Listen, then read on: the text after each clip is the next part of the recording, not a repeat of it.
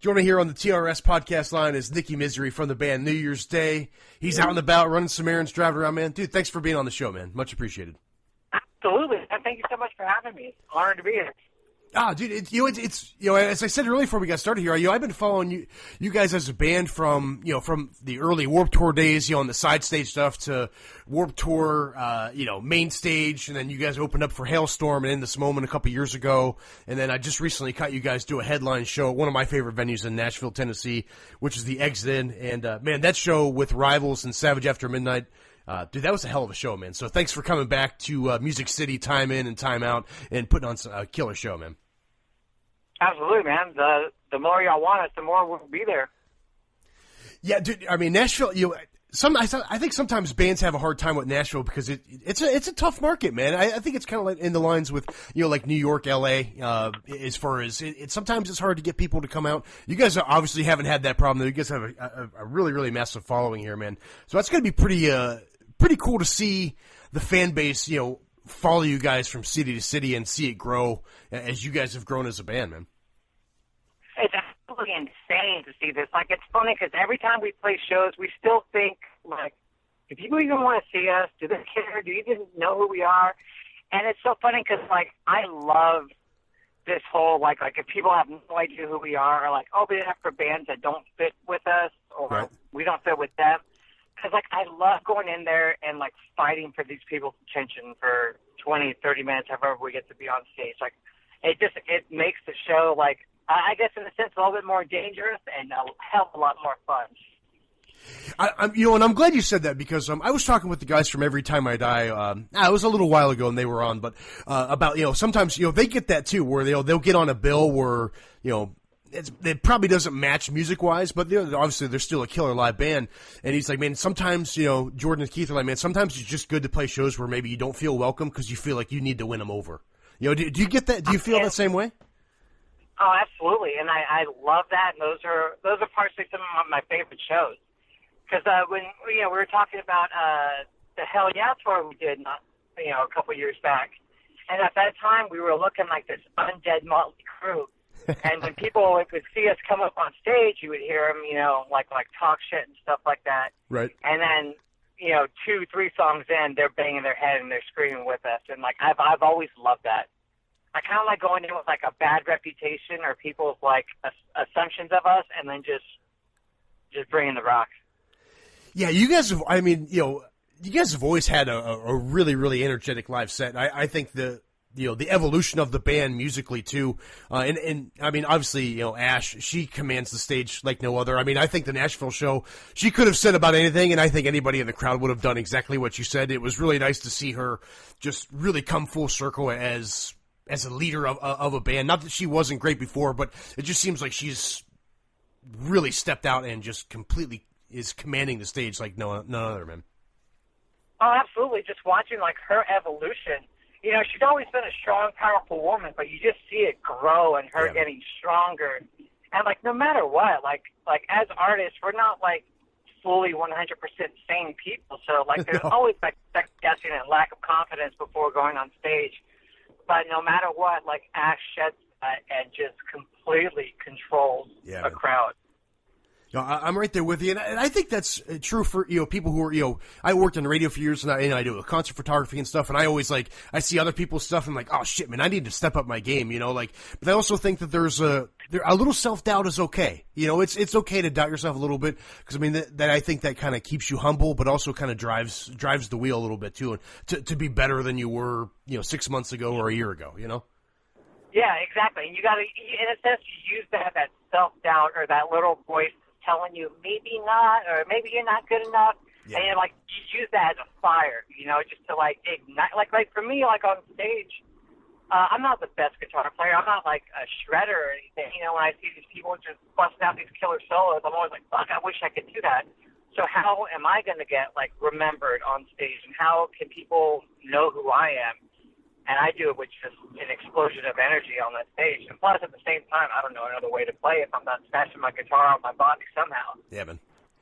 Well, I appreciate you sharing some photos that I actually took of you in Nashville. So much appreciated, man. I'm always humbled when the the artist that I'm capturing is, shares the work. So I appreciate you doing that. And I feel that, I think you said it best. I captured your guitar violence on stage as best as I could, because there's something about watching you play. I'm like, damn, man, like, how many times do you have to switch in and out? Is your guitar always out of tune? It seems like you're always banging your guitar hard, man. Hey, it is too. And like, oddly enough, these guitars, like, it was funny because like I always take them into Schecter after a tour, get some setup, some love, a nice hug, maybe like take it out on a nice dinner.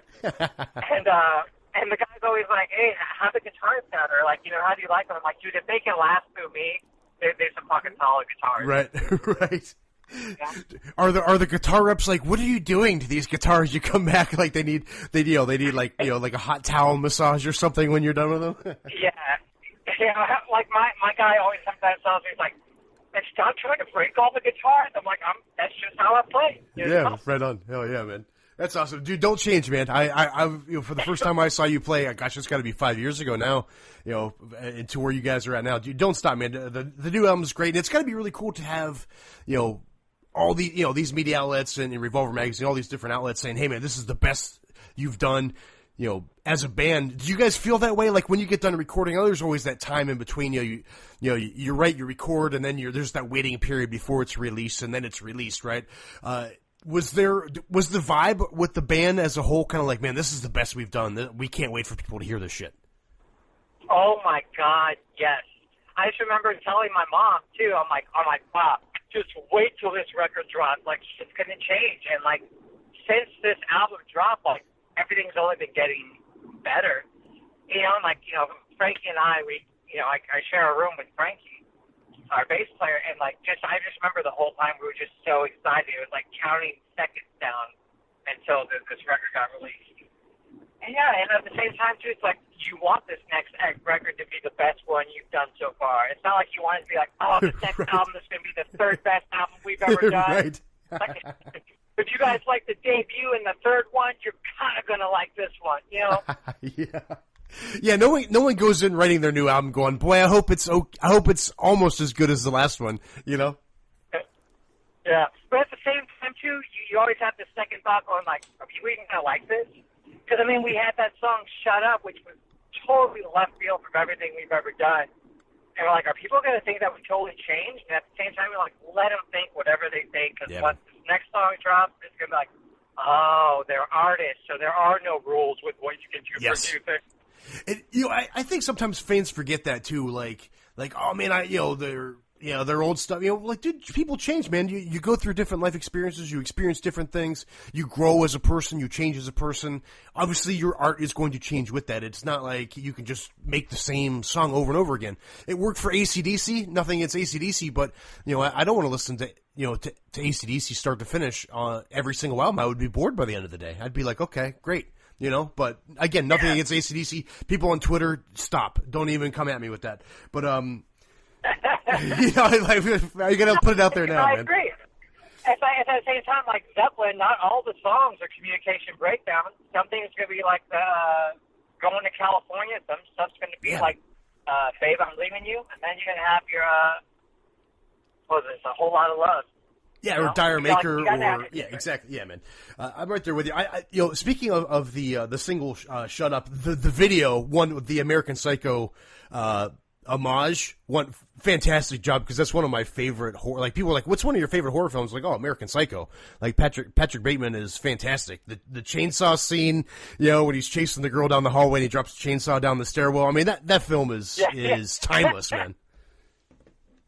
It's one. I wish we got to do that with the chainsaw dropping down the stairwell. Hey, maybe for the next video, you guys could expand on the homage to American Psycho and get the chainsaw thing. Oddly enough, we are shooting our next video in the next week and a half. Oddly enough. Now, what's the new single then? So the new single, I don't think I'm supposed to say, but I know Ash said it. So if you have to censor me, we can censor this. But it is "Come For Me." Okay. And I can't wait. Awesome. I can't wait for this single to be out. It's one of my favorite songs to play. It's such a beast song. It's got so many different influences in it, and I'm ready for it. Killer, man. You know, it's going to match up well. You guys are going on a headline tour here. I think it starts, I don't know, I guess in a couple weeks. You guys are going out with Dead, a band that I'm a huge fan of. Joe and those guys are fantastic. I can't wait to hear the new stuff they have as well. But have you guys ever been on the road with them or played any festivals with Dead at all? Yeah. So we actually toured with Dead early last year, I believe, or the year before. It was In This Moment, POD, us, and Dead. So that's how we first knew those cats and got to be friends with them. And this next tour that we're doing, it's a mix of the In This Moment headliners along with Dead, Motionless in White, Hell's a Poppin', and Little Miss Nasty. But, like, in between those, like, some of those days are going to be, like, the headliner for us and Dead as well. Now, Little Miss Nasty, man, those ladies are fantastic. I've done some burlesque stuff here in town, in Nashville, and every time I see them, I'm like, man, I really wish, I hope they come through Nashville at some point, because those women are got to be a blast to see live every night, man. I think it's so cool that they got, like, another traveling burlesque show, and especially, with In This Moment bringing them on tour with us. Like, I think that's so cool. Hell yeah. And then Hell's a Poppin' is a whole, like, I guess, like, circus freak show thing. So, like, it's going to be a really rad show. And just these ideas of non-musical acts along with this tour, I think is absolutely genius. Well, I think it's great too, man, because it's performance art, regardless of what people want to think about it, and the work and timing that those women put into it. Like I said, some of the stuff I've done here locally for some burlesque shows is just, I mean, these women are unbelievable talents, man. Yeah, and they're killer too. Like Little Miss Nasty did a couple shows with us on some In This Moment shows that we've done. And, I mean, who doesn't love watching gorgeous ladies dance around to rock music? Yeah. You can't beat that at all, man. Nikki, I'm going to let you run here, man. I don't want to take up too much of your time. I know you got a bunch of stuff going on. But one thing I wanted to mention, though, is you have you actually starting up the Stay Miserable Club. So talk to me a little bit about that before I let you run here, man. All right, absolutely, yeah. So I started the Stay Miserable Club. Right now, it's pretty much a link to a personal VIP meet and greet that we're doing on the tour. Yes, I'm still doing the band meet and greets, but they've had so many people just want to request, like me, just go out and do stuff. So I'm doing stuff on this next tour, and it's pretty much a stepping stone to get back into the clothing line deal. So, like, I had this Misery Loves Company going on, but Gmail won't give me my email back, so I can't use that name anymore per se. So, like, I've been on with this whole Stay Miserable Club, and I kind of want to make this, like, this little culty thing again. And, so it's pretty much just the seed, stepping stone. Like, you got a couple free goodies, you get the surprises, and we'll go cause some mayhem before the show. Fantastic, man. Well, we'll make sure we get a link up as well. At least a link to the Instagram page as well, so people can find a little more about it. While this tour is getting ready to get going. Then you guys are closing the year, I think, overseas with Hailstorm, which is going to be fantastic. Man, Lizzie's one of my favorite people that I've had the pleasure to meet with in the business. Just one of the most gracious people you'll run across. So that's going to be a blast rocking with them to close the year out. Such a talent, and those pipes she has, like I still get chills thinking about it. And they're such an amazing band. Like, I just love watching them jam, and I'm like, oh my god, like how do you do this? And like, I look at my guitar, I'm like, can you do this? Can you make those sounds? Fantastic, man. Well, hey, Nikki, dude, thanks for the time, man. I hopefully had a good time here on for your first visit on the Revelator Show podcast, man. Dude, you're always welcome back, man. So at the end of the year, we get some downtime or something. Feel free to come back if you'd like. Sounds good, buddy. Thank you so much for having me.